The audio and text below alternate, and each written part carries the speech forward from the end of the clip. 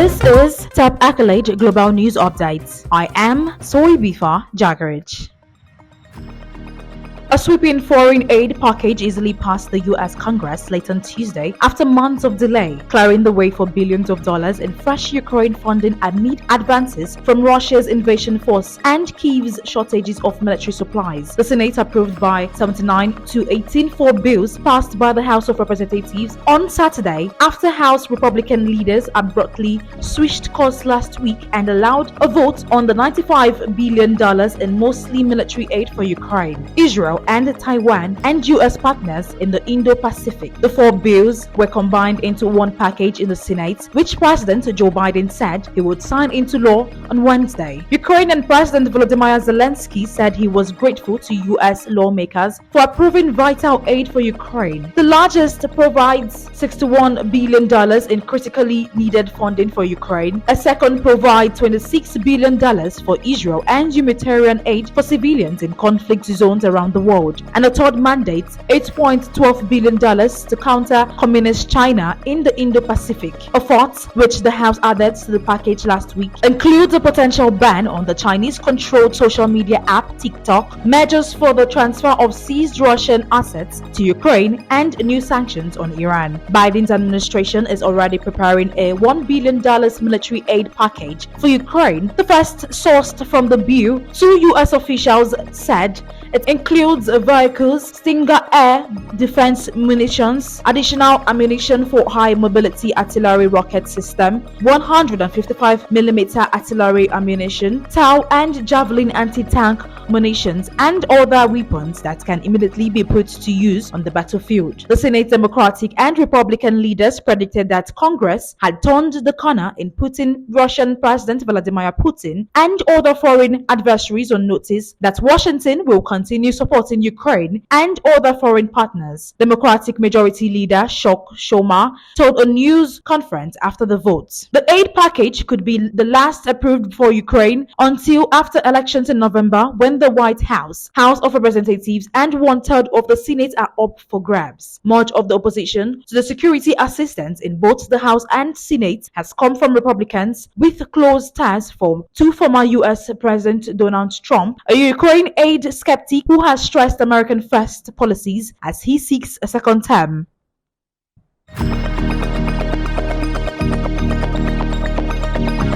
Protests against Israel filled streets in Brooklyn and escalated at universities across the United States, some of which included Jewish Passover Seder's, as demonstrators demanded an end to civilian casualties in Gaza. The growing protests followed mass arrests of demonstrators at some East Coast universities in recent days and show a deepening dissatisfaction in the United States, historically Israel's most important ally, with the cause of war with Hamas. Pro-Palestinian protests have followed President Joe Biden, a self-declared Zionist, for months. On universities, protests have recently grown to encampments that draw students and faculties of various backgrounds, including of Jewish and Muslim faiths, that host teachings, interfaith prayers, and musical performances. A large Brooklyn street protest reached a standoff on Tuesday when New York police began to arrest people over disorderly conduct, restraining those who refused to move with zip ties. The Council on American Islamic Relations criticized the use of police force to stifle dissent, saying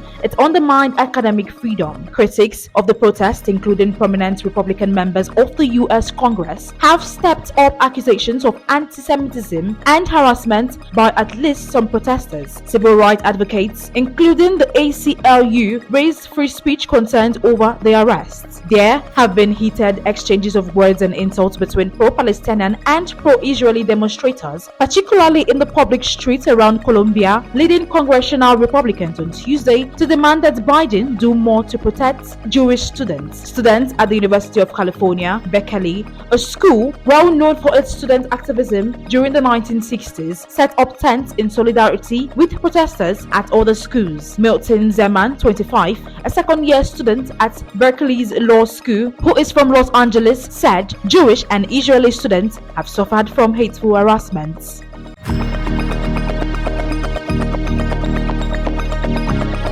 The U.S. Senate voted by a wide margin late Tuesday in favor of legislation that would ban TikTok in the United States if its owner, the Chinese tech firm ByteDance, fails to divest the popular short video app over the next 9 months to a year, driven by widespread worries among U.S. lawmakers that China could access Americans' data or surveil them with the app. The bill was passed by the U.S. House of Representatives on Saturday, and U.S. President Joe Biden has said he will sign it into law on Wednesday. The 4-year battle over TikTok, which is used by 170 million people in the United States, is just one front in a war over the internet and technology between Washington and Beijing last week. Apple said Beijing had ordered it to remove Meta Platforms, WhatsApp, and Threads from its app store in China over Chinese national security concerns. TikTok is set to challenge the bill on First Amendment grounds, and TikTok users are also expected to again take legal action. A U.S. judge in Montana in November blocked a state ban on TikTok, citing free speech grounds. The American Civil Liberties Union said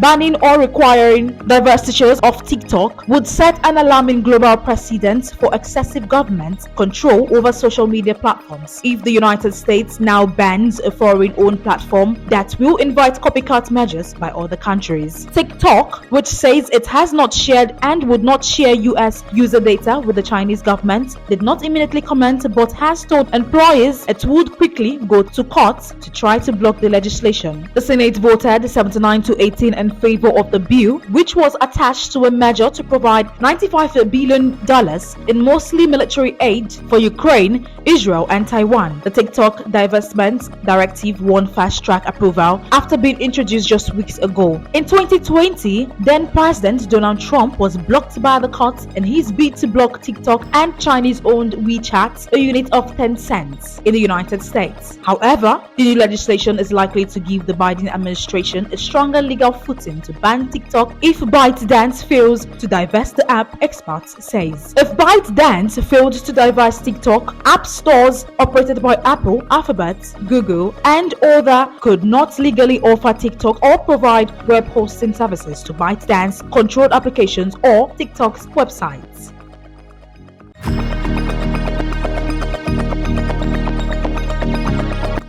Changpeng Zhao, the founder of Binance, the world's largest cryptocurrency exchange, should serve 36 months in prison after pleading guilty to violating laws against money laundering, U.S. prosecutors said in a court filing on Tuesday. Zhao, who is expected to be sentenced on April 30th in Cell 2, stepped down as Binance chief last November when he and the exchange admitted to the violations, and the firm agreed to a penalty of $4.32 billion. Federal sentencing guidelines set a maximum sentence of 18 months in prison for Zhao, who had agreed not to appeal against any stretch up to that length. He has been free in the United States on a $175 million bond. U.S. authorities have said Binance failed to report more than 100,000 suspicious transactions with designated terrorist groups including Hamas, Al-Qaeda, and the Islamic State of Iraq and Syria, or ISIS. Prosecutors said Binance platform also supported the sale of child sexual abuse materials and was a recipient of large portion of ransomware proceeds. Zhao, commonly known as CZ, agreed to pay $50 million and cease involvement with Binance, which he founded in 2017. Binance penalty included a $1.81 billion criminal fine and restitution of $2.51 billion.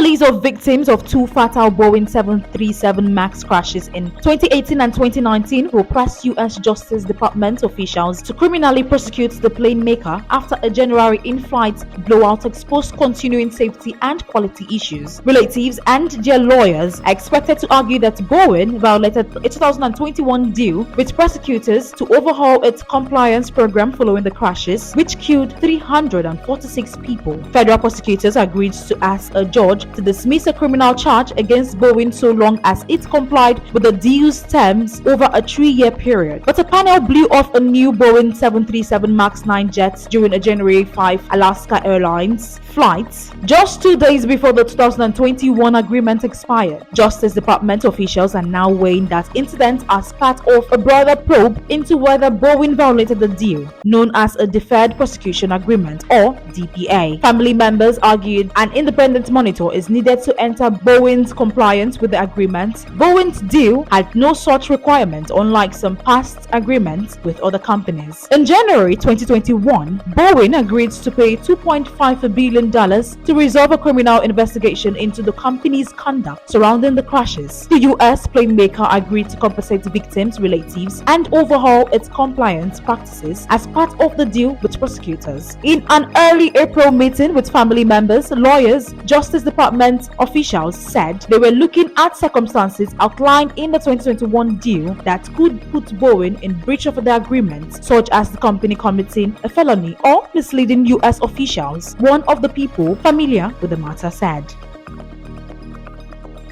That is the size of top accolade global news updates. You can follow us on our social media platforms as displayed on your screen. Happy Wednesday.